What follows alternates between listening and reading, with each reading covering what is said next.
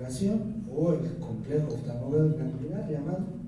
Esto es lo característico en algunos pacientes.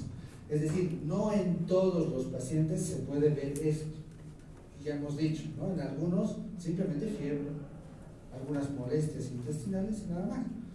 Y como esas molestias son completamente inespecíficas, uno no puede sospechar y decir, esta persona está con Chagas. Pero de pronto sí puede sospechar cuando ve esto. Pero tiene que estar asociado ¿a qué? Al antecedente epidemiológico. Es decir, que una persona presente esto en una zona endémica. Si es del Alto y viene así, ¿qué van a pensar? Que le han debido a un cliente, nada más. Se le dio otro, ¿no? Entonces, esto relacionado con zona endémica. Lo mismo, acá está el Chagas de inoculación, que tampoco es algo específico, ¿no? Que tú dices, esto sí es Chagas. Pero en una zona endémica de pronto sí se puede asociar. Fase aguda, lo que hemos dicho hace rato, de pronto está aquí separado.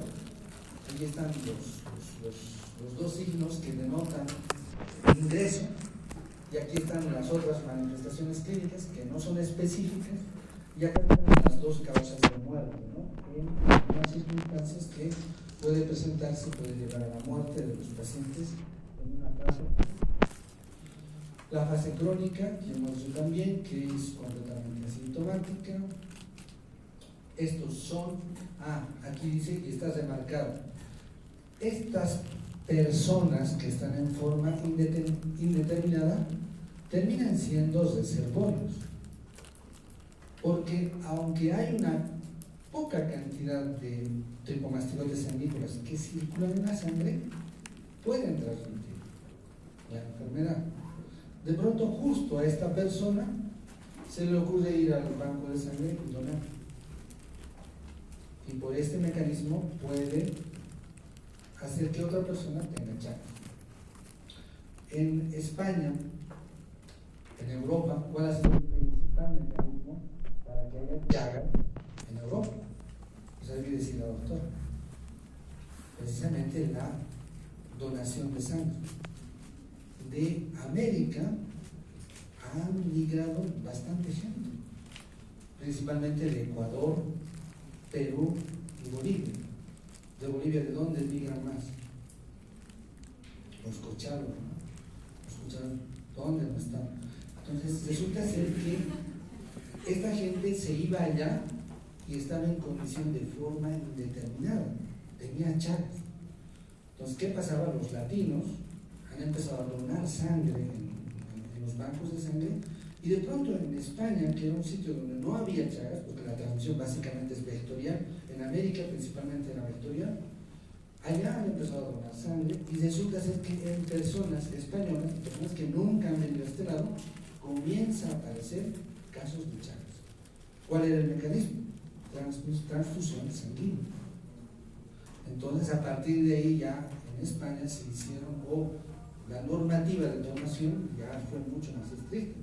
Y en nuestro medio también, hasta hace años atrás, era otro de los mecanismos por los cuales había muchos casos de Chagas en Bolivia.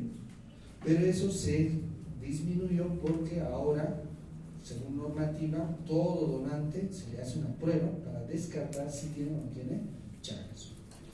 Entonces, esa persona queda en calidad de reservorio de por vida. Solo se puede manifestar la enfermedad por pruebas serológicas, lo que hemos dicho, es decir, tomamos una prueba serológica y podemos diagnosticar que está en forma indeterminada. En el colegio militar, hace años hubo una controversia porque a un joven de 19 años, 18 años, como parte de los requisitos, le pidieron una prueba serológica para Chagas y salió positivo. Entonces el colegio militar dijo, no, a él no lo podemos admitir porque está en una forma indeterminada. Pero esa persona en forma indeterminada puede hacer todo, puede nadar, puede ser el mejor corredor, todo. No tiene ninguna manifestación clínica aparentemente, es decir, no tiene ninguna manifestación, pero solamente tiene la prueba serológica positiva. Entonces ahí fue una pelea hasta legal, ¿sí? Entonces, muchas veces esta forma indeterminada solo se diagnostica de manera circunstancial o accidental, cuando uno quiere ingresar a un trabajo y le piden una prueba serológica o cuando quiere ingresar a una institución como esta, ¿sí? Ahora, ¿qué es lo que debería pasar? Que las personas que han estado en zonas endémicas, viviendo en zonas endémicas, de pronto deberían hacerse una prueba serológica para determinar si tienen o no tienen Chagas, ¿sí? Porque no se conoce, no se sabe hasta ahora qué es lo que hace que unas personas se queden toda la vida en forma indeterminada e incluso se mueran por otra patología que no es el Chagas, estando con Chagas, ¿sí? El caso de Berenice, que les ha oído contar la doctora Durán, es en la primera niña que se diagnosticó el Chagas. Ella murió a los 66 o 67 años, pero murió de otra cosa, no murió de Chagas. Entonces no se sabe exactamente qué es lo que hace que algunas personas se queden en esta condición de forma indeterminada y otras personas pasen a desarrollar formas cardíacas o formas digestivas. Sí, no se sabe, no hay cómo decirle, usted está diagnosticada en una forma indeterminada, usted quédese tranquilo, no va a desarrollar forma cardíaca o forma digestiva, puede vivir tranquilo. No hay cómo decir eso, es decir, hay la probabilidad de que pase a esto o pase a esto, ¿sí? O también la probabilidad de que se quede ahí.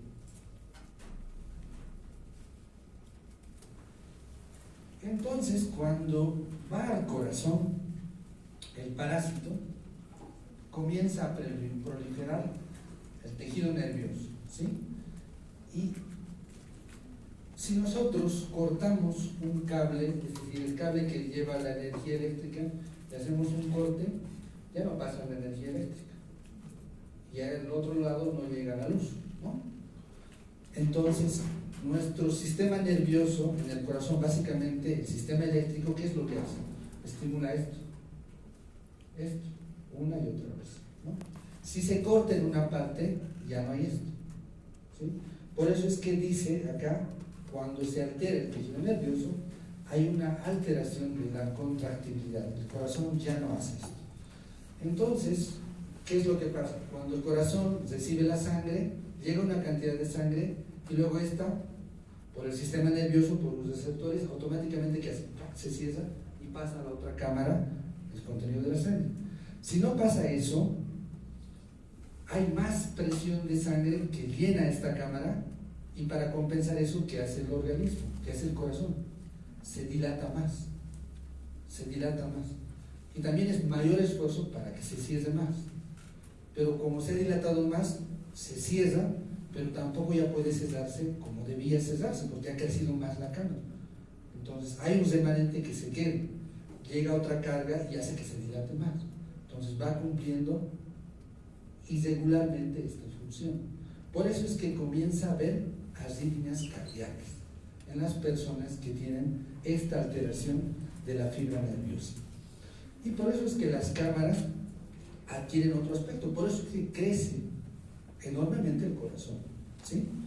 Y hay arritmias y dilataciones cardíacas, y todo eso al año ustedes van a llevar en detalle las insuficiencias cardíacas congestivas, cuando los corazones no empiezan a funcionar debidamente, pero al final puede alterarse tanto que el paciente termina muriendo, ¿sí?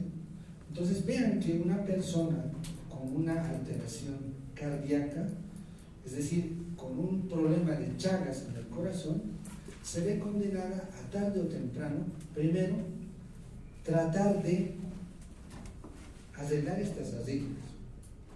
¿Cómo se arregla esas arritmias? Con un marcapaso. Si se da el tratamiento puede matar a los parásitos, pero la alteración en la estructura, en el órgano, no se puede reparar. Entonces esa persona va a estar condenada a tener las arritmias y a utilizar el marcapaso. Si no puede hacerse y colocarse ese marcapaso, simplemente va a ir aumentando el daño del corazón. y al final tendrá que recurrir a un trasplante de corazón. ¿Qué tan fácil es adquirir un trasplante de corazón? Es complejo, ¿no? Entonces esa persona estaría condenada a morir por Chagas, ¿no? Por el daño, por todo el daño que ha provocado este parásito. Entonces ven ahí las imágenes. Este es el aneurisma apical, ¿sí?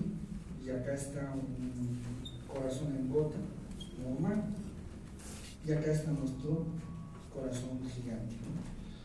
Ustedes ya van a ver en semiología se tienen que hacer unas mediciones de acá a acá, de acá a acá, para sacar el tamaño del corazón.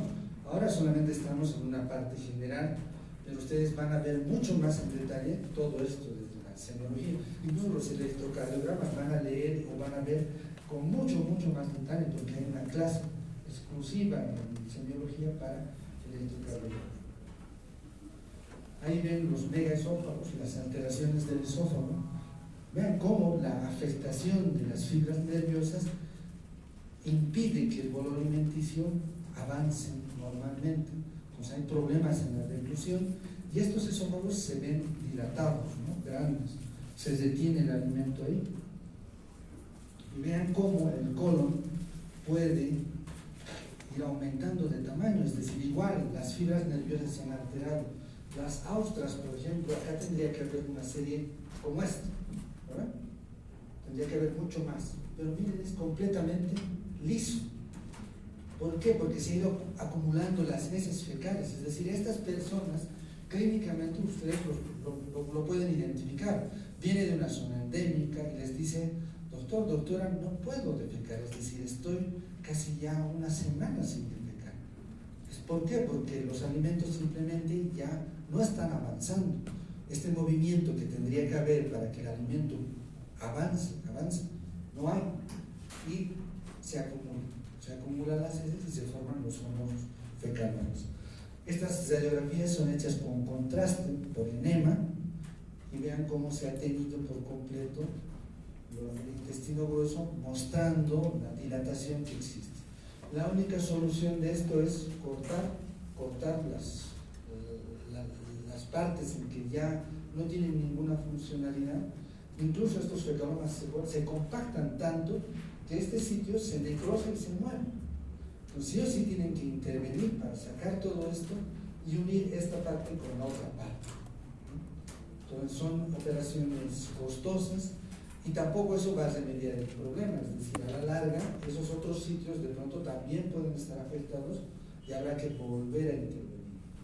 Entonces es una situación muy compleja de resolver. Chagas congénito. Ya esta sería otra de las formas clínicas. Entonces, nosotros tenemos un 10 a 20% de posibilidad de niños infectados de una madre chagásica. Es decir, en las áreas endémicas, imagínense, es una mujer de 20 años que está en una forma indeterminada, ¿sí? Tiene Chagas, que vive en una zona endémica, de pronto en Tupiza, de pronto en una comunidad de Chuquisaca, de Tarija, área rural. Tiene 22 años, se embaraza, está en forma indeterminada y ahora, hemos dicho, esa persona, esa mujer, se convierte en un reservorio.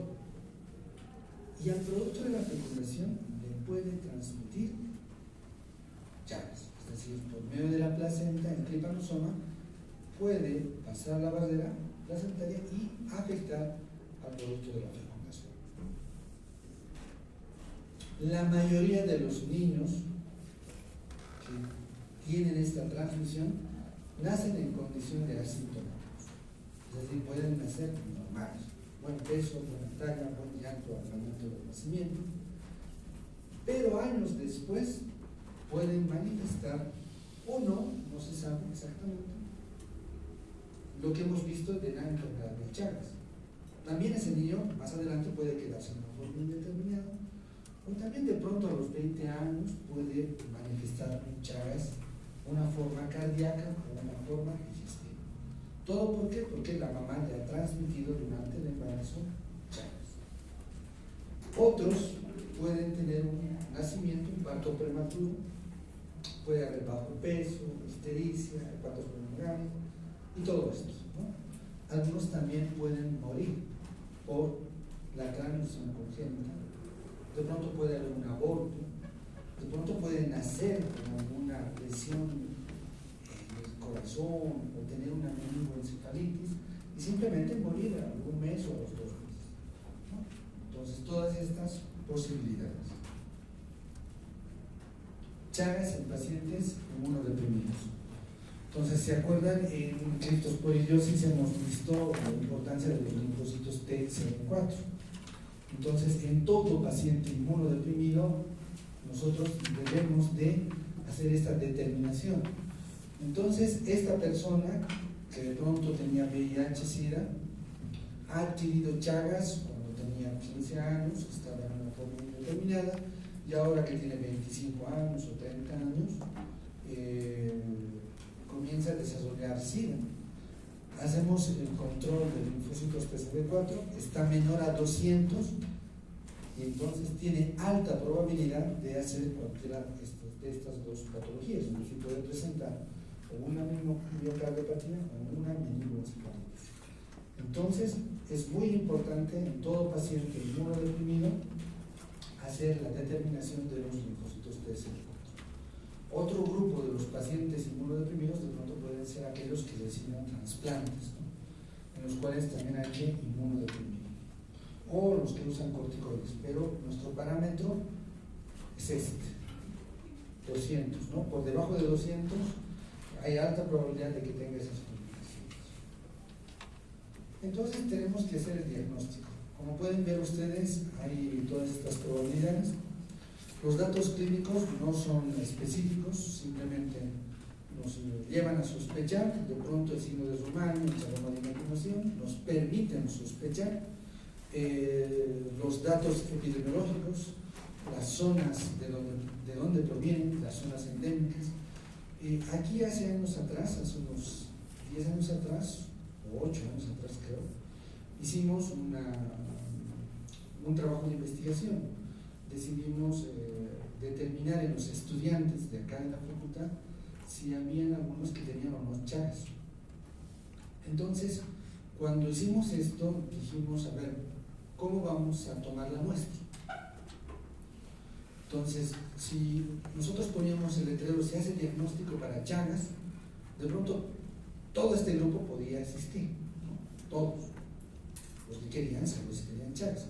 Entonces, para evitarnos un trabajo insulso, de pronto teníamos que poner ciertos parámetros para que no todas las personas asistan a este examen. Uno de esos parámetros fue que las personas que vayan a hacerse tomar la muestra hayan vivido en zonas endémicas, ¿no? Primer parámetro. Entonces ahí ya podíamos deducir. De pronto alguien decía, yo toda la vida viví en La Paz, en el Alto, he viajado a Oruro, soy de Oruro. Entonces esas personas quedaban excluidas porque no había riesgo. Pero de pronto también había otro antecedente, que la mamá provenga de zona endémica. Podía ser, de pronto mi mami era de Chuquisaca, era de un área rural, y donde podía ella decir, donde yo vivía, o donde vivíamos con tu papi, había vinchucas. Entonces yo, que nunca he ido a una zona endémica, mi mamá podía transmitirme Chagas congénito. Otro parámetro para hacerle una prueba de diagnóstico de Chagas. Se dan cuenta, ¿verdad? Entonces, cómo los antecedentes, los datos epidemiológicos pueden orientarnos a pensar. De pronto es una persona que tiene alteraciones cardíacas, no sube las gradas, es decir, cuando sube las gradas se cansa, tiene que dormir sentado porque le falta la respiración. Entonces tú dices, ¿tiene esta persona algún problema cardíaco? Entonces ahí indagamos los antecedentes epidemiológicos, ¿no? ¿De dónde proviene? ¿Dónde ha vivido? ¿Su mamá era de zona endémica? De pronto nos dicen nada de eso. No, yo no tengo ningún tipo de esos antecedentes. ¿Has recibido alguna vez transfusión sanguínea? Sí, hace 20 o 30 años. haya recibido transfusión de sangre. Y hace 20 o 30 años los bancos de sangre, cualquiera podía hacer su banco de sangre, si tenías experiencia en laboratorio y bueno, podías abrir tu banco de sangre. Ahora no se puede hacer eso porque hay un solo banco que está en el hospital de Torres al frente que recibe las donaciones. Sí, eso se ha regulado.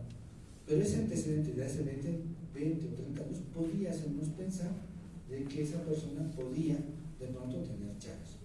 Pero finalmente nosotros tenemos que llegar al diagnóstico etiológico y tenemos que hacerlo en base a pruebas de laboratorio. Y otra vez en nuestro cuadro. Esto nos olvidamos y tomamos en cuenta fase aguda, fase crónica. Para esta fase aguda, las pruebas de laboratorio son abundantes y para esta fase crónica son pocas. Y las pruebas se resumen en este cuadro. ¿Sí? No se nota muy bien, ¿no? Pero está en las hojas del doctor Martínez. ¿Sí? En la fase aguda, vean, la fase aguda se caracteriza, ya hemos dicho, fase invasiva, alta carga parasitaria. Gota gruesa, más del 70% de sensibilidad, es decir, tiene un buen número, una buena probabilidad de, con la gota gruesa, con el frotis, poder llegar al diagnóstico siempre y cuando esté en fase aguda. Pero cuando pasa a fase crónica, ya hemos dicho, la concentración de parásitos circulando en sangre es mínima. Como es mínima, la probabilidad de que nos sirva este procedimiento en la fase crónica es menos del 10%. Entonces no nos sirve. Examen en fresco. El examen en fresco, igual, una gotita de sangre en fase aguda, 80 a 90% de sensibilidad, pero en fase crónica menos del 10%. No nos sirve en fase crónica. Micrométodo es un tubo capilar como el que ven en lo que está la tinta del bolígrafo, ese es el tubo capilar, se saca 5 microlitros de sangre, fase aguda, 90-100% de sensibilidad, fase crónica, menos del 10%. Stroke es un procedimiento que en un tubo de ensayo se colecta 5 ml de sangre, también nos sirve, fase aguda, fase crónica no nos sirve. Hemocultivo, lo mismo, y el exenodiagnóstico. Y acá están algunos de los que hemos citado. Observación microscópica, el examen fresco, la gota gruesa, si nos sirve en la fase aguda. El método de Stroh, aquí ponemos 5 ml, hacemos que esto se